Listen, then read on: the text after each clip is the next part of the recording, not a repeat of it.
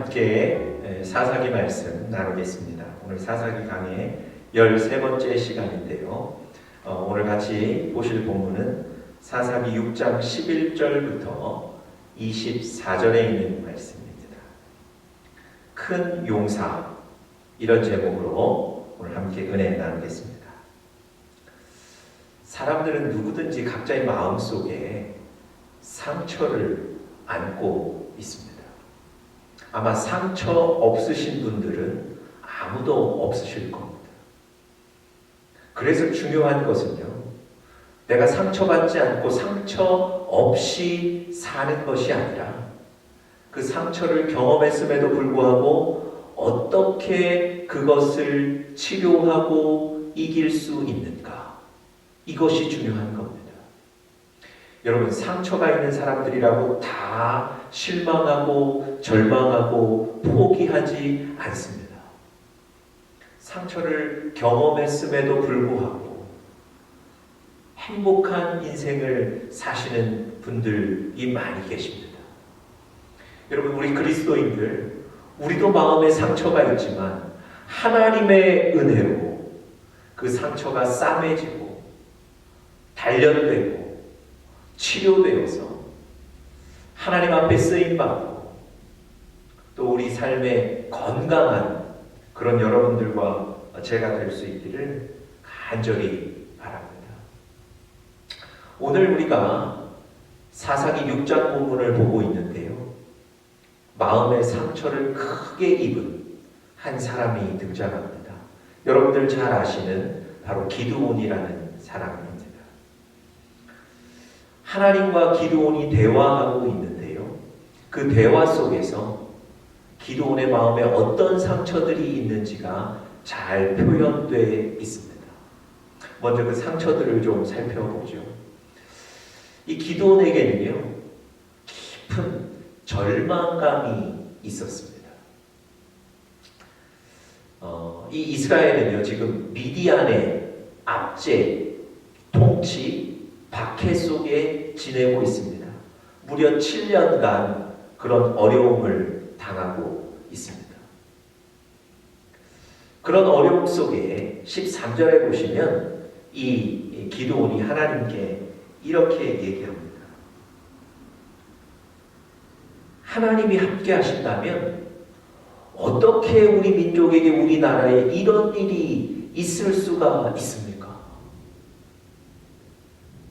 하나님이 우리 조상들을 애굽에서부터 기적을 일으키시면서 빠져나오게 하셨다고 하는데 도대체 그 기적이 어디 있습니까? 여러분, 미디안의 그 압제와 박해 속에 7년간 있었단 말입니다. 그러니까 이 절망의 마음이 찾아온 거예요. 하나님이 우리를 떠나신 것 같다. 그래서 실제로 13절에 보면 이 기드온이 하나님께 이렇게 얘기하죠. 하나님이 우리를 버리신 것 아닙니까? 하나님이, 아버지이신 하나님이 우리 이스라엘을, 나를 떠나시고 버리셨다. 이런 절망감을 지금 갖고 있는 겁니다. 언젠가 이런 방송을 본 적이 있는데요, 부모님과 자녀가 수십 년간을 떨어져 지내다가 그 부모님께서 그 자녀들을 찾으셨어요. 그 자녀들은 미국에 입양되어서 미국에 살고 있었는데 그 입양된 부모님들로부터도 학대를 당해서 사실 그 집에 살지 않고 거리에 나와서 어렵게 살아가고 있었습니다.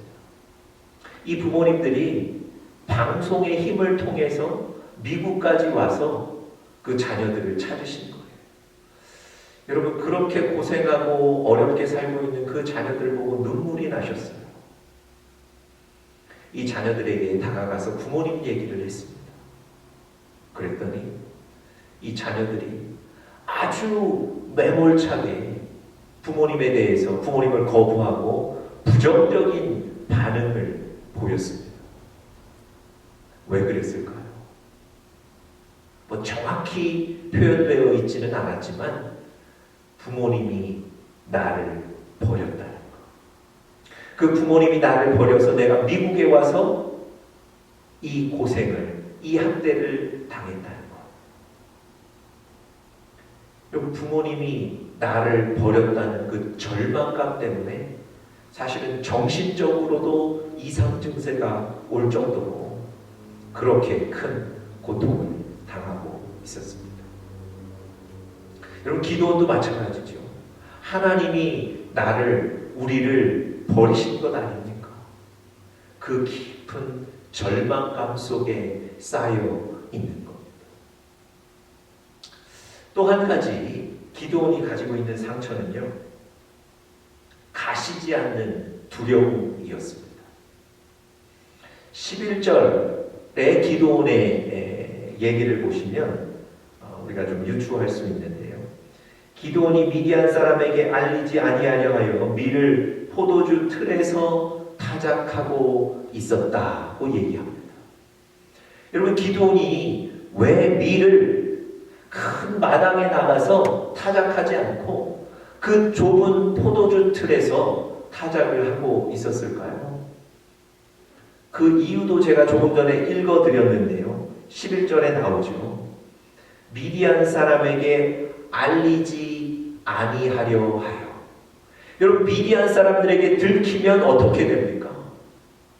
그 밀들 다 빼앗기게 되겠죠. 또 그것 때문에 학대를 당하게 되겠죠. 늘 미디안이 두려운 거예요. 그 미디안의 두려움 때문에 사실 많은 일들을 자신 있게 할 수가 없었습니다.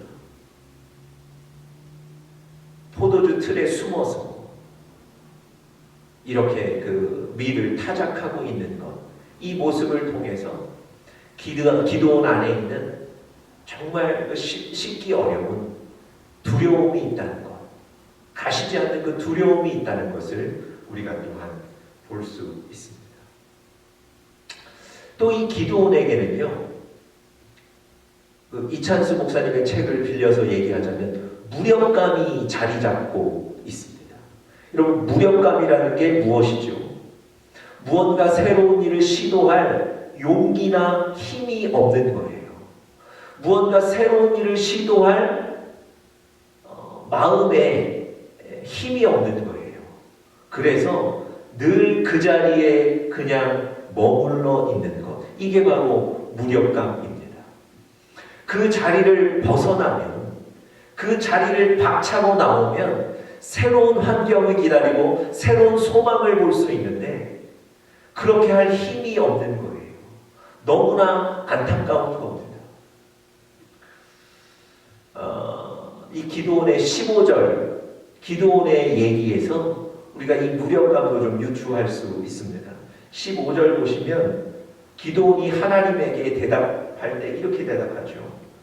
내가 무엇으로 이스라엘을 구원할 수 있습니까?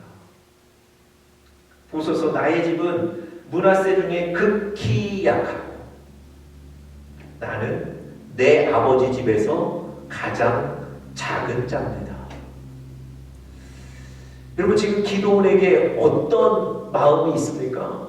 하나님이 지금 새로운 일을 좀 시작하라고, 지금 있는 환경에서 벗어나야 한다고 말씀하시는데 그 하나님께 나는 그럴 마음도 없고 그럴 힘도 없고 그럴 용기도 없습니다.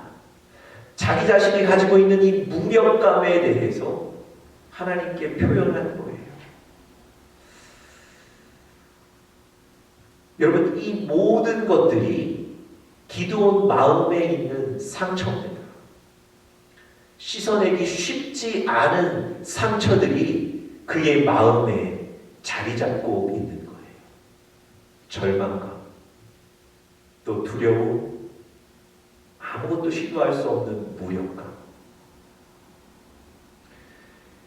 여러분, 이 상처들이 기도원을 사로잡고 있는 그런 상태입니다. 여러분, 우리에게도 뭐 종류는 좀 다를지라도 이런 많은 상처들이 있지 않습니까? 이런 상처들을 안고 아파하며 살아가고 계시지 않습니까? 여러분, 이 상처들을, 우리가 경험했던 이 상처들 어떻게 싸매고 어떻게 치유하고 단련하고 이길 수 있을까요?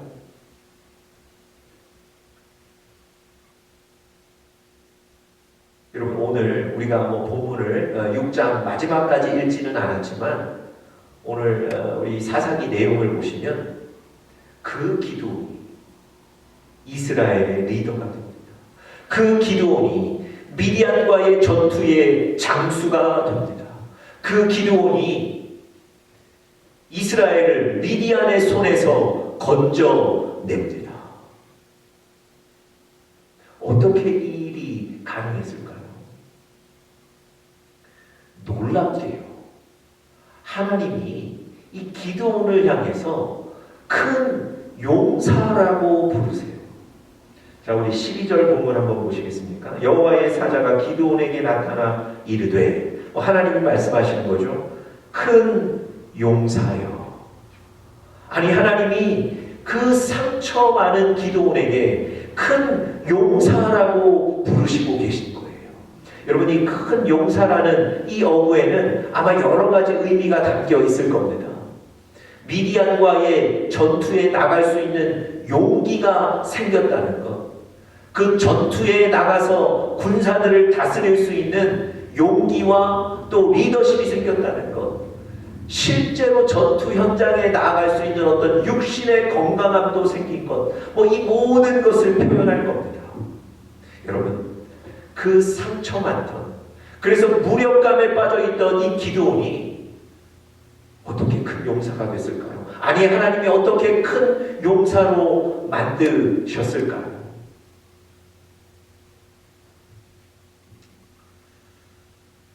여러분, 오늘 어떻게 하나님이 상처 많은 그 기드온을 용사로, 큰 용사로 만드셨는가?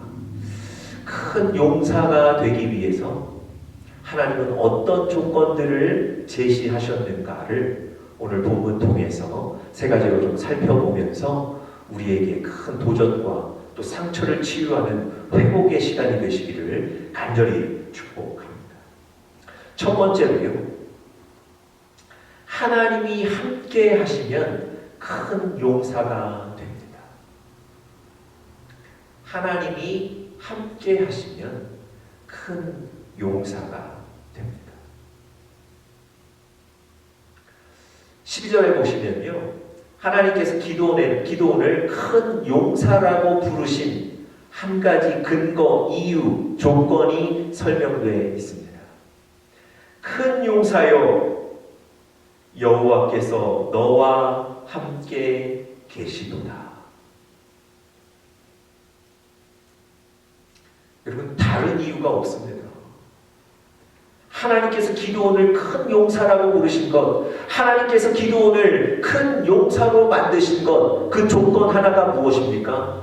하나님께서 너와 함께 계시도다. 하나님께서 지금 나와 함께 계신 것을 확신하고 믿으면 큰 용사가 되는 줄 믿습니다. 여러분, 기드온에게 지금 이 상처가 치유될 만한 큰 변화가 일어난 게 아니에요. 기드온 마음에 갑자기 용기가 생기고 갑자기 무엇인가를 할 어떤 힘이 생길 만한 어떤 사건들이 일어난 게 아닙니다. 그저 하나님께서 내가 너와 함께 있다, 이 한마디 해주신 거예요. 여러분, 하나님은요, 기드온이 다시 눈을 들어 보기를 원하셨던 거예요. 하나님이, 전능하신 하나님이 여전히 너와 함께 있다는 것, 이것을 영적인 눈을 열어 보기를 원하셨던 거예요. 여러분, 이 이스라엘이 기드온의 손에 7년간 압제를 당하게 된 것은 우연히 일어난 일이 아닙니다. 하나님이 이스라엘을 미디안의 손에 붙이셨다고 사사기 6장 1절에 기록하고 있어요. 말하자면 미디안의 손에 압제를 당하고 고난을 당하는 것, 이건 역시 하나님의 계획입니다. 하나님은 여전히 이스라엘 백성들을 붙들고 계시고요. 하나님은 여전히 이스라엘 백성들과 함께 계셨던 거예요. 그런데 이스라엘 백성들이 또 기드온이 이 고난 때문에 그걸 보지 못하는 거예요.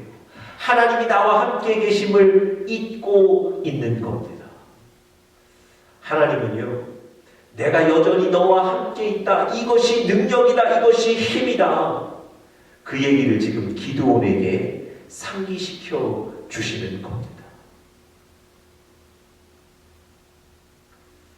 오늘 지금 제가 드리는 이 설교를 계속 준비하면서 머릿속에 풀리지 않는 부분이 계속 있었습니다. 그래서 제가 아는 목사님에게 전화해서 물어보기도 하고, 또 다른 장소에 다른 일 때문에 갔는데도 계속 이 본문을 생각하고 이 본문에 대해서 계속 떠올렸습니다. 새벽에 하나님 앞에 좀 깨닫게 해주십시오 기도하고 다시 이 말씀을 펼쳤는데, 큰 용사여 여호와께서 너와 함께 계시도다. 이 구절이 마치 이 구절만 큰 글씨로 써 있는 것처럼, 아니 이 구절만 하이라이트 되어 있는 것처럼 제 눈에 들어왔어요. 여러분, 하나님이 이 기드온을 큰 용사로 만들어 주셨는데 큰 용사가 되는 조건이 다른 게 아니에요. 하나님께서 나와 함께 계시다는 것. 그것을 보고 그것을 깨닫고 그것을 확신하는 자, 그 사람이 바로 하나님께 쓰임받는 큰 용사인 줄 믿습니다. 여러분, 16절에도요 동일하게 기록하세요. 하나님께서 이 기드온에게 네가 이 미디안을 한 사람 치듯 이기게 될 것이다, 이렇게 승리를 확신시켜주는 장면인데요, 그 장면 속에서도 하나님이 동일하게 말씀하세요. 내가 반드시 너와 함께 하리니. 여러분, 큰 용사가 되는 다른 조건이 없습니다. 여러분과 제가 큰 용사가 되는 다른 조건이 없습니다. 어떤 능력들을 갖추고 어떤 힘들을 갖추고 어떤 것을 소유하는 것이 아니고요, 전능하신 하나님이 나와 함께 계시다는 것, 그것을 영적인 눈을 열어 바라보는 거예요. 그것을 우리 마음속에 확신하고 믿음을 갖는 겁니다. 바로 그런 사람이 큰 용사가 되는 겁니다.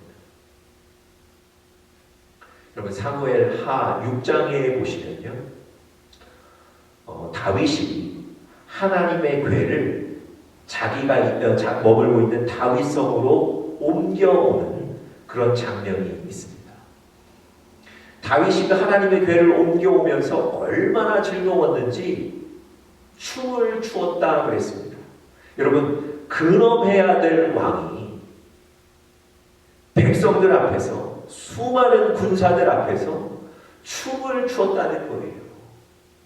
여러분, 성경은 그 춤이 힙합 스타일이었는지 어떤 스타일이었는지 그런 구체적인 언급은 없습니다. 그런데 그 다윗이 몸을 격하게 흔들었다는 것만은 분명합니다. 왜냐하면 구절을 계속 읽어보시면 다윗이 춤을 추다가 바지가 흘러내렸다는 거예요. 여러분, 얼마나 몸을 격하게 흔들었는지 이해하시겠죠? 여러분, 단순히 그 장면을 우리 머릿속에 한번 상상해 보시면 아마 우리 얼굴이 좀 붉어질지 몰라요. 아니, 근엄해야 될 왕이, 최신을 지켜야 될 왕이 바지가 흘러내릴 정도로 수많은 백성들이 보는 앞에서 몸을 흔들고 춤을 추었다. 여러분, 오죽했으면 그 장면을 본 다윗의 아내 미갈이 다윗을 책망했겠습니까? 아니, 백성들 앞에서 최신을 지켜야지, 바지가 흘러내릴 정도로 그렇게 춤을 추면 어떻게 하느냐고 다윗을 업신여겼다고 했어요. 여러분, 다윗이 그거 모를 리 없죠. 자신이 몸을 격하게 흔들었다는 것, 바지가 흘러내렸다는 것, 백성들이 다 보았다는 것 모를 리 없어요. 그것이 왕으로서의 통치에 무슨 도움이 되겠습니까? 그런데요, 다윗은 전혀 그런 사실에 아랑곳하지 않습니다. 미갈이 그 창피한 부분을 지적해 두었는데도 전혀 주눅들지 않아요. 여러분, 왜 그랬겠습니까? 다윗은요, 하나님의 괴가 지금 다윗성으로 들어오는 것, 다시 말씀드리면 이제는 하나님과 함께 한다는 것, 그것을 온몸을 다해 기뻐하는 거예요. 그것에만 집중하고 있는 거예요. 내가 창피하고 나의 사정이 어떻고 이런 것 따지지 않고요, 하나님의 괴가 다윗성으로 들어오므로 내가 하나님과 함께 한다는 것, 이것만 보고 그것을 기뻐하는 거예요. 온몸으로 그것을 받는 겁니다. 여러분, 이것이 다윗의 능력이에요.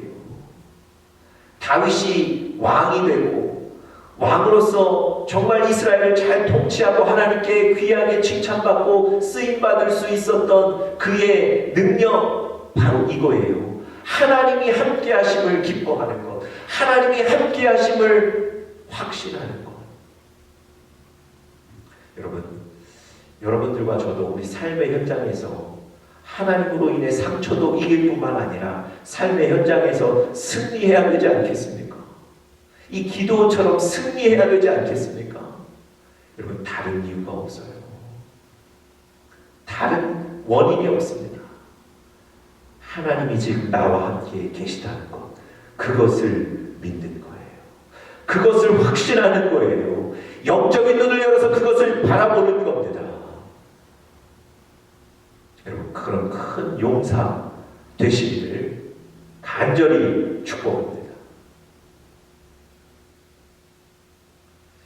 두 번째로요, 하나님의 부르심을 확인하는 사람이 큰 용사가 됩니다. 하나님의 부르심을 확인하는 사람, 확신하는 사람이 큰 용사가 됩니다. 여러분, 오늘 본문을 읽어보시면 기드온이 큰 용사가 될 만한 어떤 자질이나 자격이나 능력을 사실은 전혀 갖추고 있지 못합니다. 그런데도 불구하고 하나님은 그를 큰 용사라고 부르셨고 큰 용사로 만드셨습니다. 큰 용사가 되는 근거가 뭘까요? 여러분, 14절에 보면 하나님이 기드온을 향해서 이렇게 말씀하세요. 이스라엘을 미디안의 손에서 구원하라. 내가 너를 보낸 것이 아니냐. 여러분, 하나님께서는 지금 기드온을 이스라엘의 장수로, 리더로 세우시기 위해서 그를 설득하고 계신 것이 아니에요. 그를 단순히 위로하고 계신 것이 아닙니다. 하나님 오늘 14절에서 뭐라고 말씀하셨습니까? 내가 너를 그곳에 보냈다는 거예요. 미디안의 손에서 이스라엘을 구원하기 위해서 그 도구로, 그 장수로, 그 리더로 내가 너를 보낸 것이 아니냐. 여러분, 하나님은요, 지금 기드온에게 하나님의 부르심에 대해서 다시 한번 확인시켜 주시는 거예요. 기드온이 하나님의 부르심을 확신할 수 있도록 하나님이 직접 말씀해 주시는 겁니다. 여러분, 큰 용사가 되려면 하나님이 나를 부르셨다는 것, 하나님이 나를 자녀로 부르셨다는 것, 하나님이 나를 이곳으로 보내셨다는 것, 하나님 나를 이 현장으로 보내셨다는 것, 부르심에 대한 확신이 있으셔야 돼요.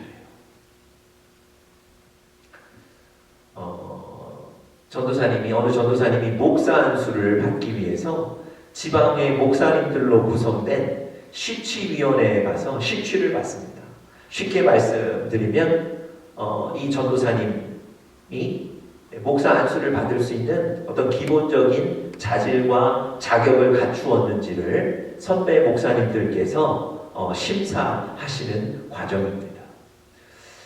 그 과정 속에 물론 이 전도사님이 신학적인 소양을 갖추었는지 또 지식을 갖추었는지 인격은 준비가 됐는지 뭐 여러 가지들을 확인합니다. 그런데 또 중요한 것 하나가 바로 하나님의 부르심이 있는지에 대한 여부입니다. 그저 내가 목사가 되려고 하는지, 그것이 내 욕심인지, 아니면 하나님이 정말 그런 부르심을 주셨는지를 확인해요. 그 대답이 좀 미진할 때는 집요하게 그 질문을 합니다. 단순히 그분을 당황시키려고 하는 게 아니고요. 그 부르심이 명확해야만 하나님의 사역을 감당할 수 있기 때문에 그렇습니다. 요즘도 그러는지는 모르겠지만 예전에 신학교에 가려면 그 인터뷰 중에 물어보는 질문이 있었습니다. 왜 신학교에 지원하셨습니까? 여러분, 이건 부르심에 관해 질문하는 겁니다. 단순히 호기심으로 왔는지, 그저 성경에 맞추어 왔는지, 아니면 정말 하나님의 부르심이 있는지, 이 부르심을 확인하는 거예요.